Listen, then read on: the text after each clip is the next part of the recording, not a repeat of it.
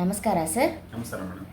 Sir, ಇವಾಗ transplant ಮಾಡ್ಕೊಂಡು ನೀವು ಎಷ್ಟು ತಿಂಗಳಾಗಿದೆ ಸರ್? ಈಗ 4 ಮಂತ್ಸ್ ಆಗಿದೆ. 4 ಮಂತ್ಸ್ ಆಗಿದೆ ಅಲ್ವಾ?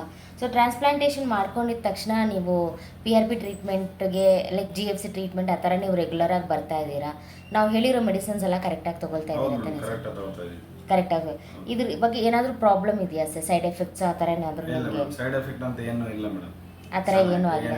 ಯಾಕಂದರೆ ತುಂಬ ಜನಕ್ಕೆ ಇದೇ ಒಂದು ಡೌಟ್ ಆಗಿಬಿಟ್ಟಿದೆ, ಹೇರ್ ಟ್ರಾನ್ಸ್ಪ್ಲಾಂಟ್ ಮಾಡ್ಕೊಂಡ್ಮೇಲೆ ಏನಾದರೂ ಸೈಡ್ ಎಫೆಕ್ಟ್ ಇರುತ್ತೋ ಇಲ್ವೋ, ಇಲ್ಲ ಚೆನ್ನಾಗಿ ರಿಸಲ್ಟ್ ಬರುತ್ತೋ ಇಲ್ವೋ ಅಂತ ತುಂಬ ಜನ ಕೇಳ್ತಾ ಇದ್ದಾರೆ ಸರ್.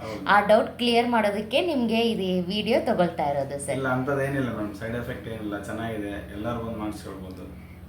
ನಿಮ್ದು ಇವಾಗ ಹಳೆ ಕೂದಲು ಚೆನ್ನಾಗಿ ಬೆಳೀತಾ ಇದೆ, ನಾವು ನಾಟಿ ಮಾಡಿರೋ ಕೂದಲು ಚೆನ್ನಾಗಿ ಬೆಳೀತಾ ಇದೆ.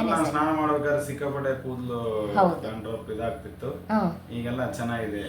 ಒಂದು ನಾವು ಸ್ನಾನ ಮಾಡೋಕೆ 3-4 ಏರ್ ಫಾಲ್ಸ್ ಆಗ್ತಿದೆ ಅಷ್ಟೇ. ಒಂದಿನಕ್ಕೆ ಕಮ್ಮಿ ಅಂದ್ರೆ 20 ಕೂದಲು ಬೀಳೋದು ನಾರ್ಮಲ್ ಸರ್. ಒಂದು 30-40 ಆ ಥರ ಬಿದ್ರೇನೆ ಕಾಂಪ್ಲಿಕೇಶನ್ಸ್ ಇರುತ್ತೆ, ನಿಮ್ಗೆ ಏನಾದರೂ ಪ್ರಾಬ್ಲಮ್ಸ್ ಇದ್ದೇ ಇರುತ್ತೆ. ಸರಿನಾ ಸರ್? ಜಸ್ಟ್ ನಿಮ್ದು ಒಂದು ತಲೆ ಬೆಂಡ್ ಮಾಡಿ ಸರ್. ನಿಮ್ಮದು ನಾವು ಇಲ್ಲಿ ಇಂಪ್ಲಾಂಟ್ ಮಾಡಿದ್ದೀವಿ, ಇಲ್ಲಿಂದ ಇಂಪ್ಲಾಂಟ್ ಮಾಡಿದ್ದೀವಿ. ಸೊ ನಿಮ್ಮದು ಹಳೆ ಕೂದಲು ಚೆನ್ನಾಗಿ ಬರ್ತಾ ಇದೆ, ನಾವು ನಾಟಿರೋ ಮಾಡಿರೋ ಕೂದಲು ಚೆನ್ನಾಗಿ ಬೆಳೆದಿದೆ ಸರ್. ರಿಸಲ್ಟ್ ಚೆನ್ನಾಗಿದೆ ಸರ್. ಅದಕ್ಕೋಸ್ಕರ ಸರ್ ತುಂಬ ಜನ ಕೇಳ್ತಾ ಇದ್ದಾರೆ, ಬರುತ್ತೋ ಇಲ್ವೋ, ಸೈಡ್ ಎಫೆಕ್ಟ್ ಏನಾದರೂ ಆಗುತ್ತೋ ಇಲ್ವೋ ಅಂತ ಡೌಟ್ಸ್ ಇದೆ ತುಂಬ ಜನಕ್ಕೆ.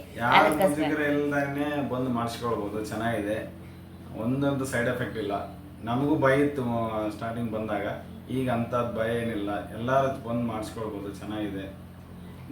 ಎಲ್ಲ ಕಡೆ ದುಡ್ಡು ಇಸ್ಕೊಂಡು ಮೋಸ ಮಾಡೋಲ್ಲಿದ್ದಾರೆ, ಇಲ್ಲಿ ಏನು ಗ್ಯಾರಂಟಿ ಕೊಟ್ಟು ನಿಮಗೆ ಹೇಳ್ತಿದ್ದಾರೆ, ಚೆನ್ನಾಗಿದೆ, ನನ್ನ ನೋಡಿ ನೀವು ನಂಬೋದು. Thank you so much sir. Thank you sir.